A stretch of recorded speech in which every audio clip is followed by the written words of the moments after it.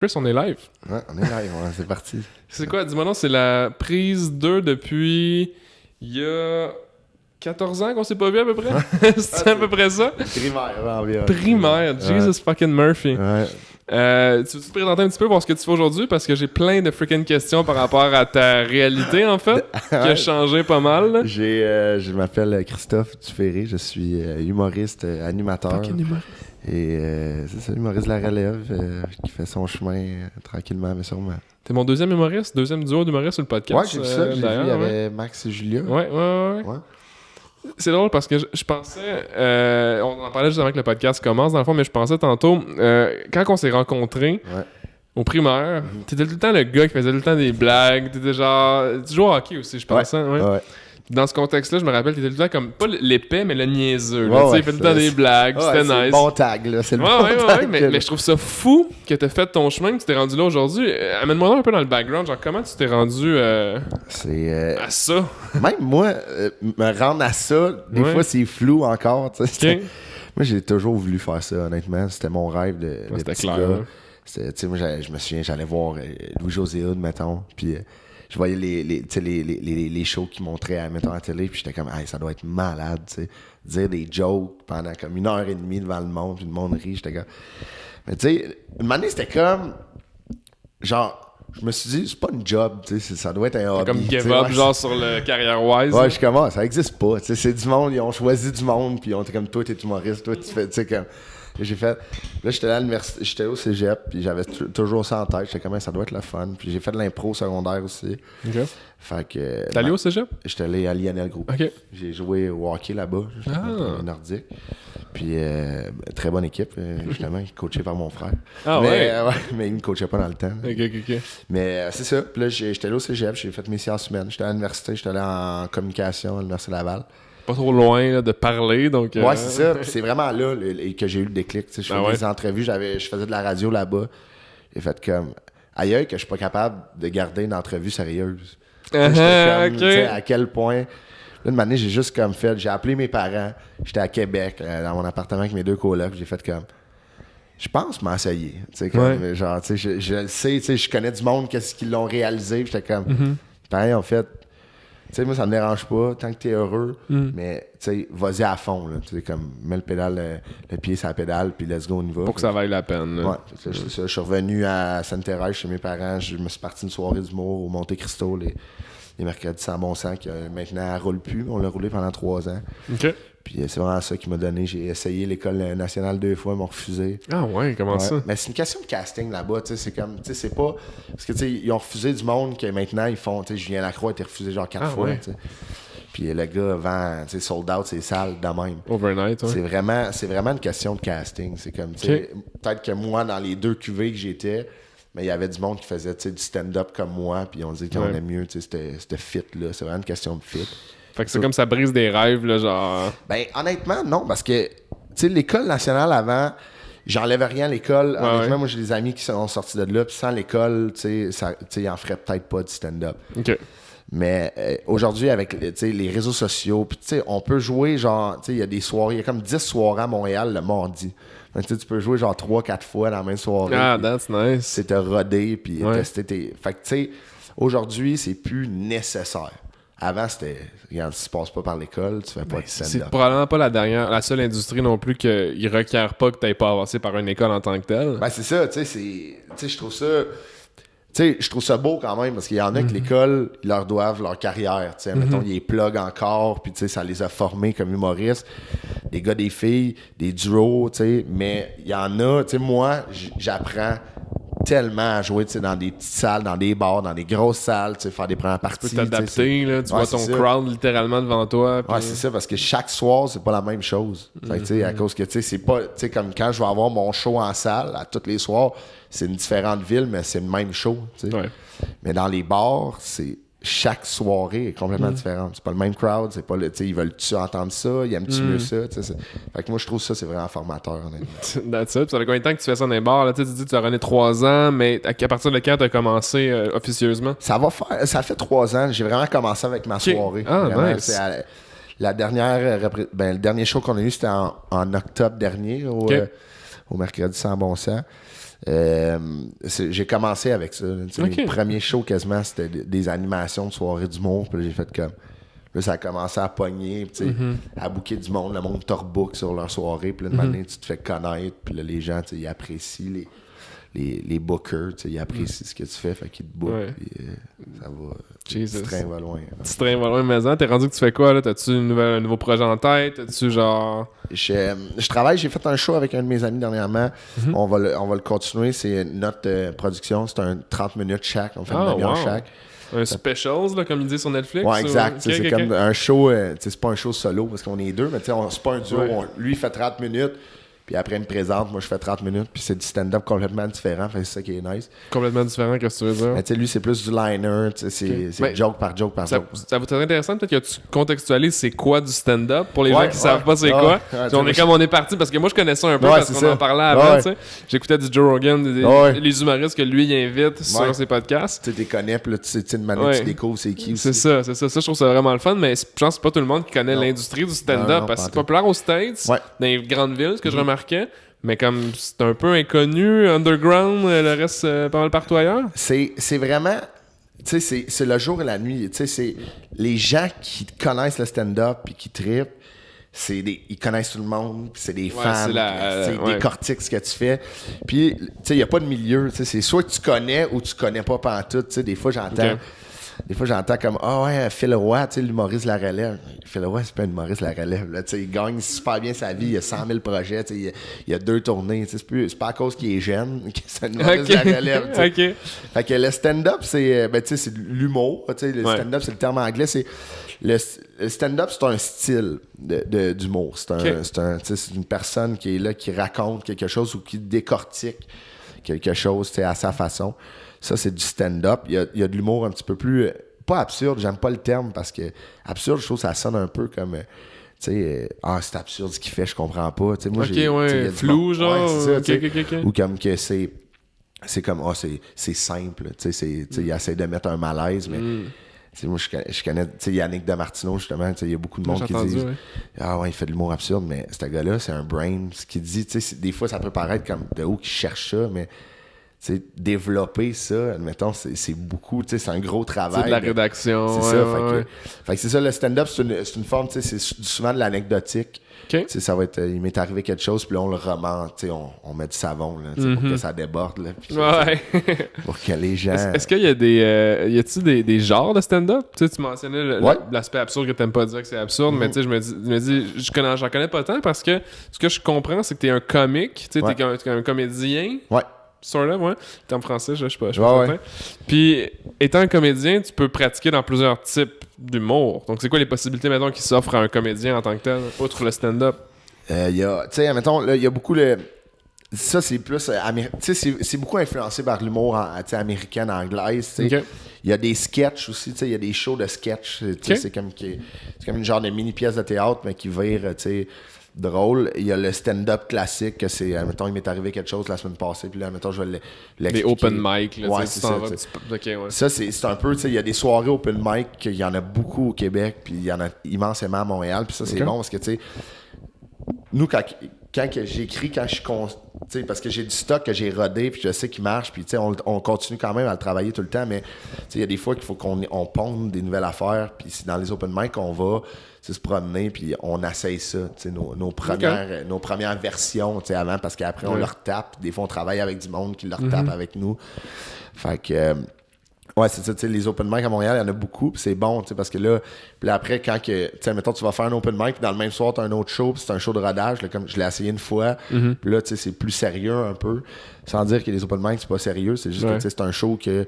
Mais c'est pour se pratiquer, en même temps, d'être lousse un peu plus. Ouais, c'est ça, exactement. Si je paierais pour aller voir un humoriste pour un spectacle, je m'attends à un spectacle. C'est ça. Mais si tu vas un soir dans un bar, puis un humoriste qui jase, c'est hot, parce que t'es là pour ça. Tu sais, fait que la vibe, les attentes, c'est tout le temps la gestion d'attente, même en business. Là, exactement, mais c'est exactement ça. C'est vraiment bien défini comment tu l'as dit, parce que il y a des gens que quand ils rentrent, ils payent le prix d'entrée dans une soirée qui est un petit peu plus mythique, que ça fait longtemps que ça roule, puis il y a les gros noms qui passent dessus. Ils s'entendent dans un contenu que ça se peut que le texte ou le numéro soit pas fini. Mais la réputation de la personne doit le... Ouais, exactement. Tu veux savoir que la personne sur la scène, malgré que c'est, mettons, François Bellefeuille, ben, tu sais où ce qui s'en va. C'est pas comme... tu peux improviser un peu, ça fait partie de la job, puis les gens aiment ça quand tu improvises un peu, parce qu'ils sentent comme, tabarnouche, c'est venu dans sa tête pendant le numéro, mais tout le long, je sais qu'il y a du monde qui aime moins ça, parce qu'il dit, tu sais, je paye un 10$ pour rentrer, puis... Je pense que c'est un lundi soir ou un mardi soir, puis j'étais avec ma blonde ou mes chums, puis j'aimerais ça qu'au moins qu'il y ait un fil conducteur qu'on voit où il s'en va, puis qui a travaillé pour nous présenter ça, qui fait pas juste surfer sur son nom. Fait que c'est pour ça que ces gars-là, comme Bellefeuille, Simon Gouache, des filles comme Maud Landry, qui c'est des humoristes de talent, mais malgré leur nom, à toutes les fois que tu les vois, sont professionnels, comme que ça soit un nouveau texte ou un texte que ça fait 200 fois qu'ils font. Mais ça, c'est du professionnalisme à patch, là. Dans tout, là. Si t'es rodé en business, tu le sais, là. Tu travailles avec des gens que... Tu vois, il y en a un qui est rodé, mais ça va mieux marcher, tu sais. Il y en a un qui c'est plus décousu, t'es comme... C'est travailler avec... c'est travailler avec la réalité de chacun, puis genre leur expérience, puis leur background aussi, tu sais. Je peux faire le parallèle en business, mais c'est pas vraiment important dans ce cas-ci, parce que j'en parle tout le temps, puis on en parle à tous les jours, mais j'aimerais plus qu'on s'arrête sur... Oups, je pense qu'on vient d'exploser le micro, là. On parle J'espère que t'es pas trop fort. Quand je le colle trop... OK, whatever. Non, je voulais juste plus parler d'humour en tant que tel, parce que c'est quelque chose qui est vraiment intéressant. Je trouve ça vraiment intéressant comme art, premièrement, parce que c'est très connu, comme tu disais, aux States, mais on en parlait aussi juste avant le podcast, ça fait du bien. Comment tu te sens toi quand tu vas sur un stage pis t'es comme yo, je provide du happiness là, je livre du bonheur à pelle de joke là, genre c'est un peu narcissique quand tu y penses. Ouais. Tu sais toi, pas de psychologue, viens voir Christophe Dupéré, c'est des niaiseries dans un micro.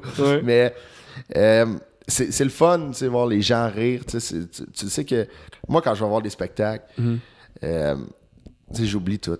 T'as des problèmes, on a toutes nos parts de problèmes dans la vie, puis la réalité là. C'est ça, tu sais, l'heure et demie que t'es là, ou genre l'heure que t'es là, t'oublies tout. C'est vrai ça. Tu rentres avec la personne dans sa folie, dans son univers, puis t'es comme, tu sors de là, t'es comme apaisé, tu t'as ri, t'es comme, mais tu sais, les gens. Tu check ton sel, puis là t'es stressant encore. Ouais, c'est ça exactement, tu sais, ça repart là, c'est une roue là. Mais tu sais, les gens, ils nous le disent souvent, ils disent hey, c'était apaisant, c'était le fun, j'avais besoin de ça, mais nous, sur la scène, là, c'est la même affaire, c'est notre thérapie aussi, là, parce que tu racontes des histoires. J'avais pensé de l'autre côté, c'est vrai. Ah oui, tu racontes des histoires, tu fais de l'observation, tu décortiques quelque chose, puis t'es comme, oui, c'est romancé, puis c'est exagéré, mais il y a des bouts que t'es comme... c'est un statement que tu fais sur la scène, t'es comme, moi, ça, je comprends pas pourquoi ça arrive, puis ça me fait... Je trouve ça bizarre, ça me stresse, Là, t'es comme, les gens rient, mais t'es comme, tu sais, veux pas, avec un pas de recul, t'es après t'ouvrir, là, t'es comme, même moi, ça, je comprends pas, puis ça me stresse. Là, les gens, ils rient, mais quand t'es là, t'es comme, je viens de parler de mes problèmes, C'est comme devant 150, 200 personnes, ou des fois 50, mais les gens rient, t'es comme, mais ça, c'est la thérapie que j'avais besoin, vos rires, ça m'apaise, puis... Moi, c'est de même que je le vois. Moi, c'est plus... J'ai des numéros... J'ai pas beaucoup de numéros, vraiment, que... Je parle d'un problème social ou quelque chose. J'essaie de plus le genre de funny guy que je suis dans la vie. Léger, nice. Ouais, c'est ça. Parce qu'on s'est pas reparlé... on s'était croisé à un événement où il y avait fait le lancement du Santa Teresa.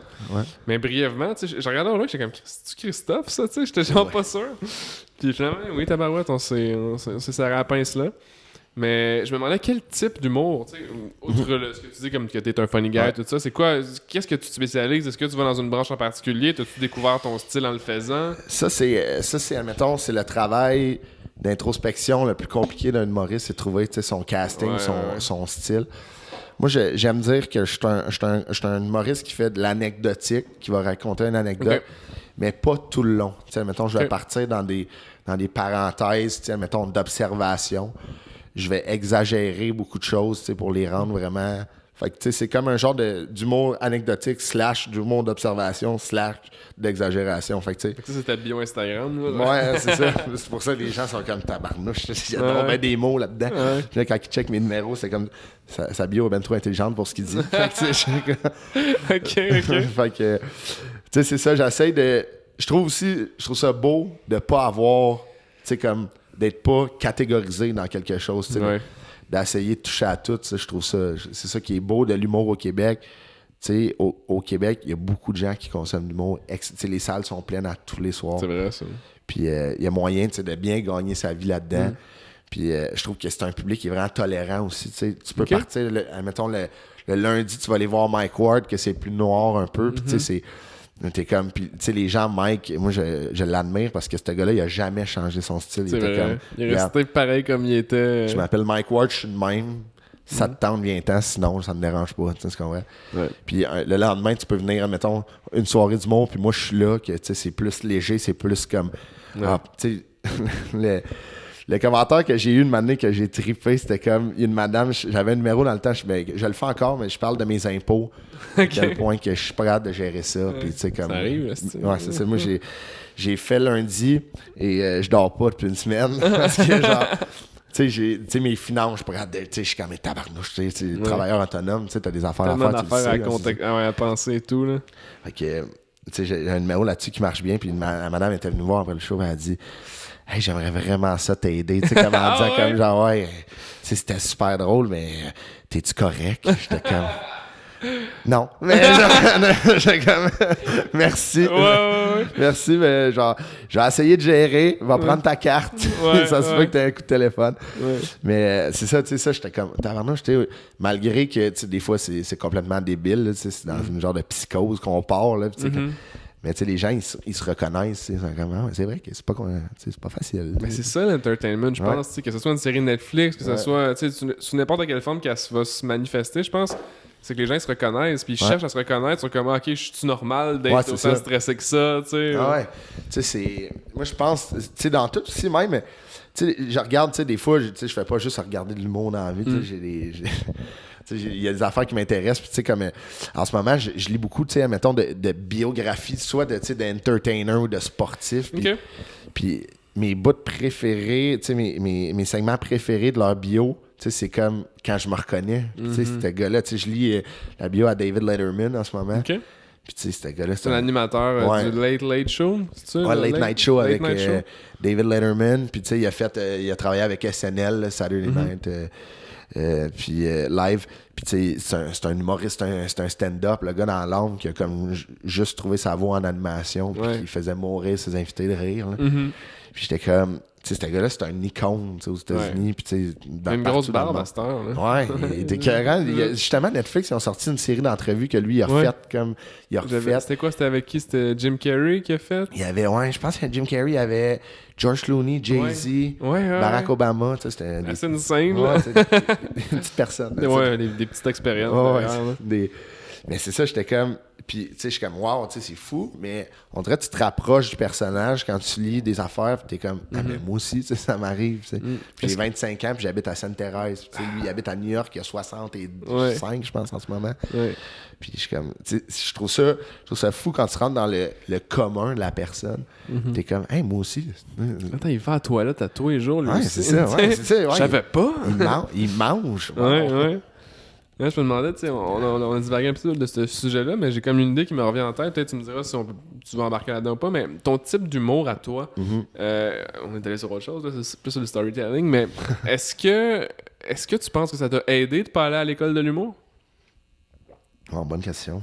C'est pas comme une question qui se voit par oui ou par non, là, mais tu sais, j'ai mal formulé. Là, mais... Non, mais c'est une bonne question. Je pense que oui. C'est pour définir ton style là, et tout, là, c'est... Genre, tu sais, je sais pas comment... Tu sais, je sais un peu comment ça marche à l'école, mais tu sais, je pourrais pas te dire vraiment leur twist, comment leur démarche, parce que je suis pas allé. Donc, malgré que mes amis m'en parlent, faut que tu le vives pour le comprendre. Par ta perception et tout. Tu sais, je pense que sur beaucoup de points, ça m'aurait aidé parce que, tu sais, c'est des professionnels, tu sais, c'est du monde de l'industrie, c'est des professeurs de tout ça, qui ont un bagage humoristique quand même assez impressionnant.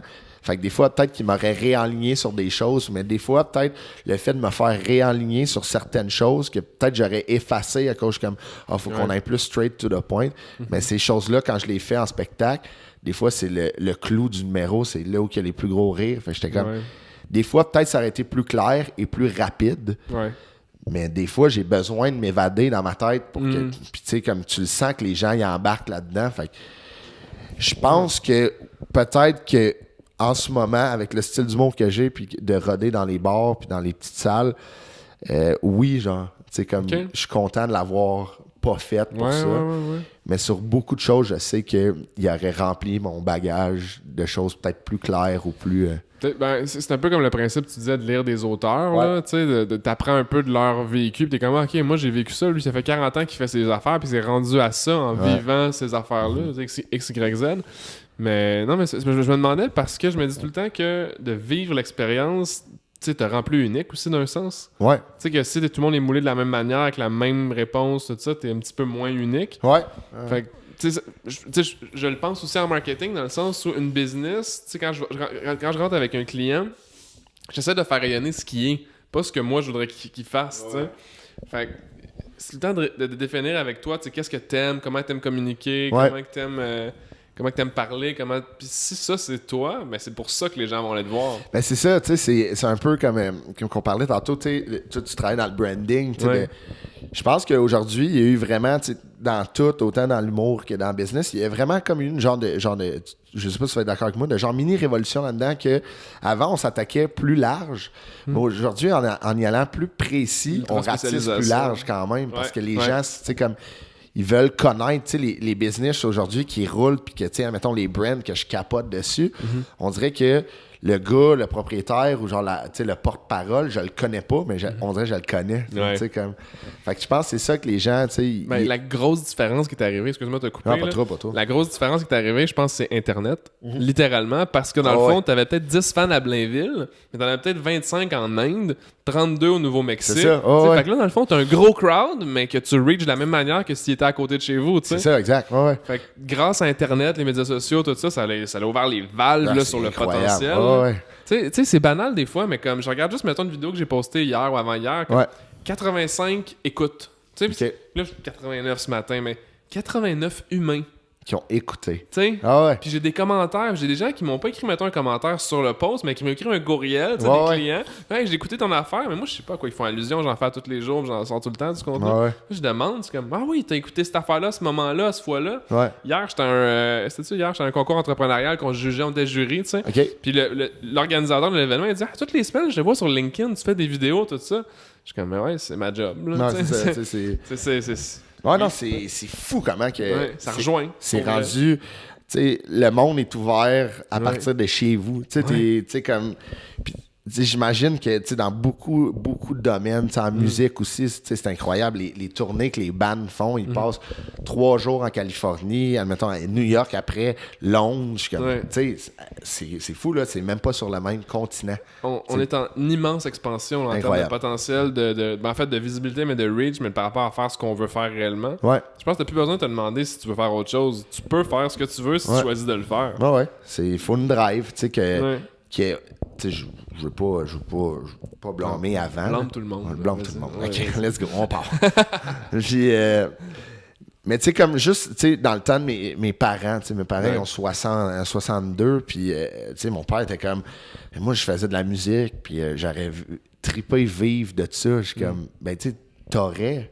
Mais tu sais, aujourd'hui, c'est comme, moi, je suis bon en musique, j'aime ça, let's go. Enjoy the ride, puis on verra ce que ça nous amène. C'est ça, lui, il me disait, non, tu sais, moi, il fallait que j'aille à l'école, puis après, tu sais, je n'étais pas bon à l'école, mais il fallait que je me trouve une job tout de suite. C'était comme. On dirait qu'avant, il y avait des deadlines sur tout. Puis aujourd'hui, tu sais, avoir des enfants, tu sais, comme. On dirait qu'il y a un horloge qui. Tu sais, puis admettons, à minuit, il fallait que tu ailles fait ça, tu sais. Mais je pense que c'est un petit peu, comme on l'a dit tantôt, c'est un peu par rapport à Internet, mais si tu regardes dans le temps de nos parents et de nos grands-parents, tout était au quart de tour d'un sens, tu sais. L'ère industrielle et tout, est-ce que tu rentrais à 9 à 5, puis on a tout démocratisé ça, il y a plus de structure d'entreprise, les gens font ce qu'ils veulent quand ils veulent. C'est ça, tu sais, c'est super libertarien, tu sais, c'est comme... Penses-tu que c'est notre génération à nous, tu sais, les milléniaux en tant que tels, qui font en sorte que, genre... Tu sais, je regarde, j'ai souvent des articles là-dessus pour essayer de comprendre le comportement des consommateurs dans cette tranche d'âge-là. Mais dans le milieu du travail, nous, dans le fond, on va se donner à 250 000 pour faire une affaire en particulier. Si on se sent, là, je généralise, là, mais si on ne se sent pas valorisé par ce qu'on fait, on va juste faire autre chose. C'est ça, exact. On n'a pas besoin de structure, on n'a pas besoin de se faire mettre dans un 9 à 5 pour performer. Si tu veux le faire, tu vas bien le faire. Je pense que... Je sais pas si c'est générationnel, parce que je pense que oui, je pense qu'il y a comme eu des pionniers là-dedans, puis des prédécesseurs, puis là, mettons, nous, notre génération, en fait, comme moi, je vais être comme lui. Tu sais, juste comme, sais, moi, je me souviens, moi, au secondaire, j'étais allé dans un collège à Montréal au secondaire, puis mon prof d'histoire, c'était genre mon idole. Honnêtement, il était comme... On a tout le temps hot, les profs d'histoire. Incroyable, hein? Moi, là, genre, jusqu'à comme là, 4 ans, je disais, moi, si je fais pas de l'humour, moi, être prof d'histoire. Pourquoi? T'aimes-tu l'histoire? Je tripe sur l'histoire, mais on dirait que c'était le prof cool. Tu sais, il arrive un peu en retard, les élèves l'idolâtrent. J'étais comme... Il y a un foulard, il y a les cheveux longs, là, tu sais. Moi, ce gars-là, honnêtement, m'a aidé, tu sais, à flasher, wow, tu sais, je veux être de même, tu sais. Puis je me souviens, nous, j'allais à Brébeuf au secondaire, puis notre prof d'histoire rentrait, c'était André Champagne, qui est un gars qui travaille pour Radio-Can, un historien incroyable. Puis justement, il y a un podcast Radio-Canada sur l'histoire aujourd'hui, l'histoire, je sais pas si c'est excellent, c'est des épisodes de 23 minutes sur un sujet, puis le décortique. Sur Internet aussi? Ouais, mais c'est sur, moi, je le prends sur l'application iPhone, tu sais, balado. C'est quoi ça dit? C'est... Aujourd'hui, l'histoire. Ok, tu me le diras après, mais je vais le noter. C'est écœurant. J'en cherche des podcasts francophones, j'en ai pas vraiment. Il y en a beaucoup, honnêtement, là, tu sais, moi, j'en consomme énormément, puis lui, tu sais, ce qui est le fun, c'est que c'est un sujet. Puis là, mettons, il raconte, puis là, il y a un expert qui vient genre, tu sais, il explique. Puis mon prof, André Champagne, des fois, c'est lui l'expert invité. Je retombe, tu sais, en secondaire 4. Wow. Puis c'était là, je trouve, il y avait une prestance. Puis, tu sais, lui, là, on n'avait pas de cahier. C'était comme, amène-toi un crayon, un papier. Puis là, la cloche sonnait, let's go. Il commençait sur un sujet, il jasait, puis il nous expliquait ça. Puis nous, on puis j'ai bien plus appris que, va à la page 56 du manuel, fais l'activité 1. Ouais, c'est ça. Comme lui, il parlait genre de JFK pendant comme 1h30, puis honnêtement, j'étais comme, tu sais, je connaissais JFK après. Tu sais, j'étais... Mais le véhicule de communication qui est le storytelling pour l'apprentissage, il n'y a rien de mieux que ça. Ah, wow, incroyable. Il n'y a rien de mieux que ça. Tu sais, des anecdotes, des anecdotes de vie ou de carrière. Comme quand j'écoute ça, je suis comme, on dirait que j'en connais plus qu'un baccalauréat là-dedans. Je suis comme, OK, je connais le feeling que t'as. T'as été behind the scenes de cette réalité-là. Exact. Je suis comme, on dirait que c'est plus aussi, comme je te dis, comme on disait tantôt, c'est plus personnel. Fait que les gens, on dirait que, tu sais, tous les films, admettons, les biographies, tu sais, comme j'écoutais le film de Queen, là, Bohemian Rhapsody. Ouais, avec le gars de Mr. Robot, là. Ouais, exact. Tu sais, c'est incroyable, ce film-là. Là. J'ai pas écouté encore, mais je l'ai vu plusieurs reprises commenté là, par du monde. Ils ont remporté un Oscar, genre, c'est complètement mérité. Là, ouais. C'est Rami Malek, je pense, qui fait Freddie Mercury. Puis, tu sais, moi, Queen, c'est un groupe que j'ai, tu sais, des fois, je l'entends. La toune part, je suis comme, ça c'est bon, mais tu sais, jamais, moi, je mets ça dans mon auto. Puis, mais tu sais, moi, j'étais intense un peu là-dessus. Une semaine après, j'écoutais Kids Queen. J'étais comme, c'est mon band préféré. Tu sais, j'étais un peu ça, mais tu sais, moi, je tombe en amour avec des personnages ou avec des histoires. Puis quand je tombe en amour, watch out. Là, genre, comme je suis all-in, puis je me renseigne, puis le monde sont comme relax, c'est juste un film. Je suis comme non. Tu comprends pas, là. Tu comprends pas, là. Tu sais, en 82, là, une année s'est levée, il a décidé de prendre son char mauve. Tu sais, je suis comme, on n'a pas besoin de savoir ça. Juste, tu sais, comme les grandes lignes là, du film, that's it. Fait que, tu utilises ça un petit peu dans ton humour, il y a des expériences de vie que tu vis au quotidien, des trucs de même. Ouais, tu sais, j'ai un de mes bons numéros qui marche beaucoup, puis que c'est, je raconte une date que j'ai eue avec une fille de CrossFit. OK. Genre, c'est vraiment, elle vivait que du CrossFit. OK. Puis je raconte, tu sais, je l'exagère, là, je dis que, tu sais, une année, c'est venu, on est allé chez elle, puis elle me barouettait de tous les bords, comme j'étais un pneu, tu sais. Fait que, tu sais, comme, mais tu sais, je raconte ça, puis je suis comme, tu sais, je l'exagère, puis, mais ouais, tu sais, c'est des expériences que, tu grossis un peu. Mais ouais, tu sais, c'est le fun, tu sais, comme, quand tu l'écris, c'est ça, tu sais, quand tu l'écris, quand tu bâtis le numéro, la prémisse, puis tout, tu sais, t'es pas obligé de te casser la tête parce que tu racontes ce que t'as vécu, puis là, après, tu punches autour, tu sais, fait que ouais, c'est vraiment, tu sais, des fois, tu sais, j'utilise des comparaisons, tu sais, comme, mettons, un film que je vois sur la vie de quelqu'un, tu sais, je le compte, mais tu sais, on est complètement aux antipodes. Moi, Freddie Mercury, là, on n'a pas grand point en commun, là.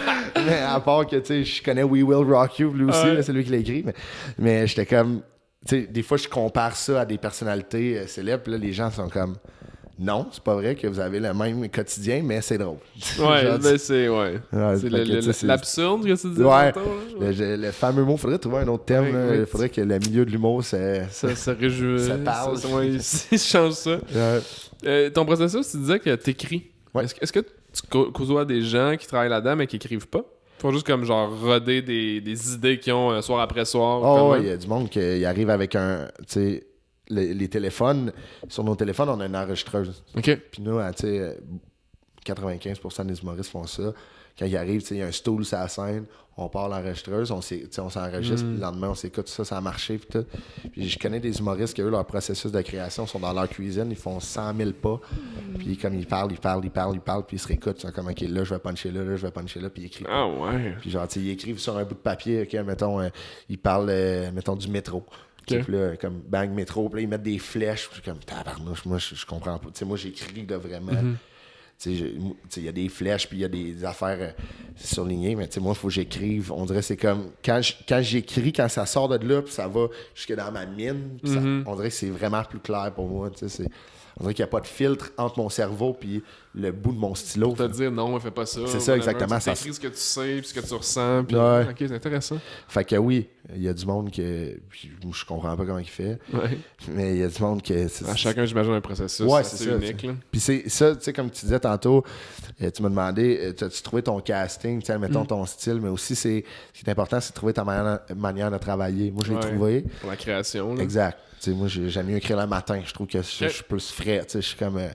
on dirait c'est entre mon show la veille puis le matin, il n'y a pas eu de grand temps. Fait on dirait, je me suis couché, je me suis levé, puis je suis comme déjà... On dirait qu'il n'y a pas eu de pause. J'étais encore dans mon processus, puis à la fin de journée, là, je fais mes affaires. Pas les déranger, ouais. Puis on recommence. Ça serait pas de faire justice à mon podcast si je te parlais pas de branding. Ouais. Comment tu te marketes? Comment tu utilises les médias sociaux? Je te vois sur Instagram un peu, mais pas de toi qui fais du contenu, mais des gens qui te filment la plupart du temps. C'est quoi la stratégie? What you doing, man? On est pas... Écoute, je vais donner ma carte d'abord. Écoute, on va te rappeler, c'est ça. Mais...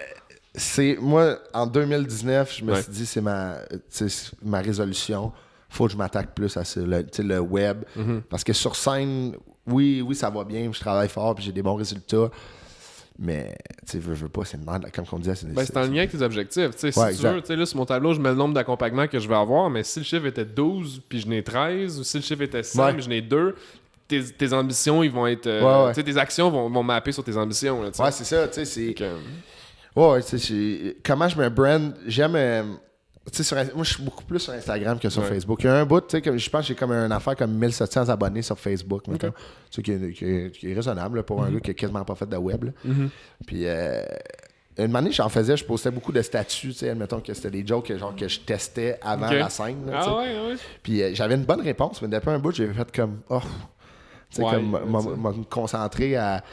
Mais c'est un peu ça que je m'étais dit aussi. J'ai pris comme la dernière année pour me concentrer vraiment à être le plus tight, le plus meilleur sur la scène, vraiment m'améliorer pour que, comme on disait, des fois, il y a du monde, je n'aimerais pas de nom, mais des fois, on dirait que sur le web, ils sont écœurants. Puis là, les gens payent quand même un bon montant pour acheter leur billet. Ils sont comme, ouais, t'es plus drôle sur Facebook. Comme... Ouais, mais ça, c'est parce qu'ils s'éditent. Qu'est-ce que tu veux dire? Ils s'éditent en ligne. Sur Internet, quand tu as une vidéo sur YouTube ou sur Facebook, c'est coupé au moment pas drôle. Ouais, c'est vrai. Quand il est hors ligne, il n'y a pas de il n'y a pas de filtre. C'est vraiment, ouais, fait que c'est ça qui fait que ça fuck un peu. Fait que je pense que tu as eu un bon réflexe d'être bon comme live, parce que c'est ça le nerf de la guerre dans ton domaine. Ouais. Puis après ça, là, tu peux aller en ligne puis juste crush everything. Là, tu pourrais faire n'importe quoi en ligne, ça serait parfait. Là, ouais, mais tu sais, j'essaie. Ce que j'aime, c'est mettre des petits extraits de numéros de spectacles. Tu sais, comme le show qu'on a produit, Tout va bien, ça dépend pour qui. Parce que c'est drôle, l'affiche, c'est moi puis un de mes chums, François-Luc Saint-Gelais de Maurice. Lui, c'est. La vie n'a pas été facile. Là. Des fois, il se fait ramasser vers la vie. Je suis comme tabarnouche, pauvre gars. Il arrive, genre 4-5 jours avant le show, il avait fallu qu'il se fasse arracher les dents de sa geste. C'est ton partner de show, ça? Ouais. Okay. Puis on a décidé de s'autoproduire pour un spectacle. Puis on va le faire comme genre. On l'a déjà fait 2 fois. La première était sold out. Puis on a refusé du monde à la porte. Fait qu'on a fait une supplémentaire, dans le fond, pour les gens.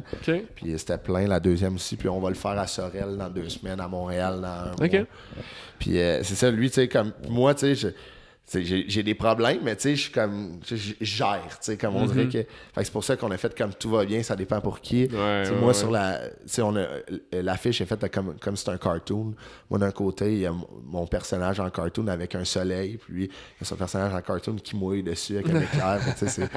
Puis dans nos stand-up, tu sais, c'est vraiment, tu sais, moi, je raconte un peu comme si j'étais un peu naïf, puis tout va bien. Lui, c'est comme, il raconte son quotidien, puis t'es comme, tabarnouche, là, 5$, man. Genre, tu sais, il passe le chapeau, mon gars. Tu sais, genre. Fait que c'est un peu ça. Est-ce que vous êtes ensemble sur stage? Ou vous non, êtes comme... c'est ça. C'est le 30-30, là? Ouais, okay, exact. On a une première partie, c'est souvent un ami, tu sais, un ami Maurice, puis il vient faire un genre de 10 minutes. Le François-Luc qui embarque pour 30 minutes. Puis là, moi, je close pour un autre demi-heure. Ah, that's it. Ouais, c'est cool. C'est un peu le processus que les humoristes font. Tu commences avec un 30-30, puis après tu fais ton 60 minutes, puis après tu fais ton show de rodage, puis après tu fais ton one-man show. Est-ce que c'est les gens de l'école qui t'ont comme appris un peu ça, ou c'est juste que t'as remarqué avec l'industrie ça se faisait de même, puis... Ah, j'ai vraiment remarqué.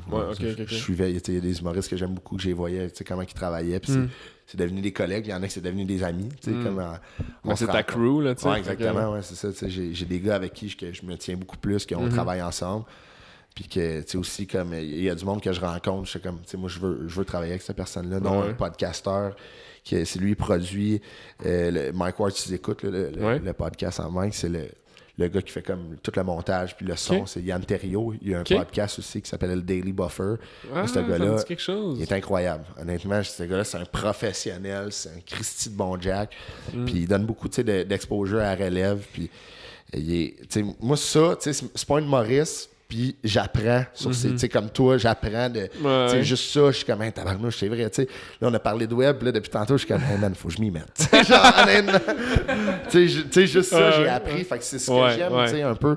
Mais t'as l'air d'être autodidacte de manière où quand tu observes quelque chose, t'es capable de le relate de ta réalité. Ouais, exact. Ouais, tu sais, je prends des brèches, tu sais, puis je suis comme, parce que ça, peut-être ça peut pas s'appliquer à moi, mais comme il y a un 5% que je suis comme, tu sais, j'ai deux pieds dedans, là, tu sais. Ouais, 100%. Puis t'as-tu un événement qui s'en vient? T'as-tu quelque chose qui... Anything cooking? Mais ouais. Quoi à vendre, là, c'est là. Quoi à vendre? Tu sais, c'est pas mal. Tu sais, je joue à tous les soirs, tu sais, 2-3 fois, des fois par soir. Tu sais, hier, c'était mon 6e show en 4 jours. Tabarnak! C'est-tu genre facile, tu sais? Tu sais, puis je dis facile, mais c'est-tu comme facile pour toi maintenant? Ou genre c'est épuisant? Ou comment tu le vis, ça? Cette semaine, c'était épuisant. Il y avait beaucoup de choses en même temps, tu sais, fait que j'étais comme... Puis moi, je suis une personne vraiment anxieuse dans la vie. Fait que, tu sais, des fois, quand j'ai des deadlines, tu sais, j'ai de la misère à me concentrer. Puis, tu sais, on dirait que j'arrive vers le deadline, puis on dirait dans ma tête, j'ai rien fait. Ouais, c'est ça, exactement. Tu sais, je travaille beaucoup là-dessus, tu sais. Comme personne, avant d'être humoriste ou peu importe, comme personne, tu sais, d'être capable de, comme on disait, de gérer notre temps, gérer notre stress, gérer nos efforts. Tu sais. Mais oui, c'est difficile, mais je vis de ma passion. Fait, tu comprends? Ça pourrait être une montagne, m'en passer pareil. Puis tu sors de là, je suis content, je suis heureux, je suis de plus en plus heureux en faisant ça. Puis à toutes les fois, j'ai le micro dans les mains, c'est. Tu t'améliores. C'est ça, je m'améliore, puis je le sens. Des fois, ça va moins bien, comme des fois, c'est comme. Ouais, mais tu sais, comme Joe Rogan, maintenant, il avait dit ça dans une entrevue avec Tom Segura, un autre humoriste américain au podcast. Il est drôle, là. Il était écœurant. Puis il disait, tu sais, faut que tu tombes tout de suite de ta bulle. Admettons, si ça a bien été, le dernier show que tu as fait, c'est, admettons, si c'est ton dernier, les gens vont se souvenir de ça. Fait que le prochain, faut que tu sois meilleur, Ça se peut que ça aille moins bien, mais justement, si ça va moins bien, ben, tu bosse le plafond, là, tu sais, comme, tu pètes tout, puis reviens. Un nouveau plafond. C'est ça, tu sais, t'es aussi bon que ton dernier show, dans le fond. Tu sais, c'est vraiment ça. Puis ça, j'ai fait comme, aïe, tu sais, j'ai eu des bonnes nouvelles de ce temps-ci, puis j'étais comme, hey, c'est cool, mais c'est une go, là. Ça s'enlève pas qu'il faut faire des affaires pareilles, là, tu sais, il y a personne, tu sais, oui, c'est cool, puis là, tu commences à avoir de l'exposure, puis c'est le fun, mais let's go. Là, c'est le temps d'être encore meilleur, tu sais, c'est ça, fait que, c'est vraiment de donner un coup de pied là-dedans, puis... C'est hâte, man. Je suis content de t'avoir reçu. C'était vraiment intéressant. Je pense qu'il va falloir qu'on fasse une take two parce qu'on aurait pu te jaser pendant 4 heures encore. Ouais, pas de stress. Moi, je revenais, c'est sûr. Merci de m'avoir accueilli. C'était super cool. Puis, guys, merci d'avoir écouté. Si vous avez des questions pour Chris, où est-ce qu'on peut te trouver en ligne? Ma page Facebook, Christophe Dupéré. Ça, c'est comme le nerf. Tu vas tout savoir ce qui se passe, surtout qu'il faut que je m'y remette. Ouais, c'est ça. Est-ce que tu as un podcast? Je t'ai pas demandé. Non, je suis en processus d'en créer un. Pas plus compliqué que ça, man. Drop un recorder sur la table, un micro dans tes mains. Mais je veux me trouver un concept, pas juste, tu sais, comme. Je veux me trouver un concept spécial qu'à toutes les fois, c'est pas la. Tu sais, c'est vraiment quelque chose que moi, ça va m'aider, pas juste en humour, tu sais, ça va comme m'apprendre. Tu sais, je vais apprendre dans mon podcast, c'est vraiment. Mais ouais, tu sais, on travaille avec des amis là, là-dessus. Mais j'ai hâte de l'entendre parce que... Ma page Instagram, là, Chris Dup 72, là, ça c'est... Si t'as besoin de rire un peu puis de voir que j'en dis de la merde des fois, c'est là. C'est 72 parce que t'es né en 72? Non, c'est mon numéro de hockey, c'est ça. Finalement, j'ai 50 ans. Mais non, c'est mon numéro de hockey, puis je sais pas, je veux le mettre partout. Ouais. Parfait, ça. En tout cas, thanks Chris, puis on se reprend pour une autre fois. C'est en faute, toi, être là. Ciao. Enchanté.